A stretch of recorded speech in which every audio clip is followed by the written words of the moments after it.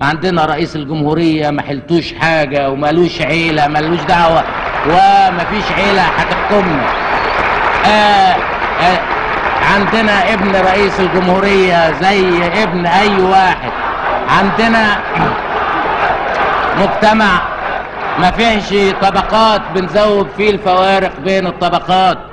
رئيس الجمهورية مين؟ رئيس الجمهورية ابوه واحد موظف اصله من عامة الشعب، كان بياخد 25 جنيه، ما كانش ملك ولا كان سلطان ابدا.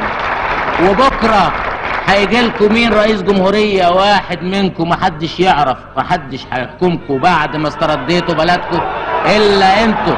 ده اللي احنا حققناه واللي احنا بنحارب من اجله.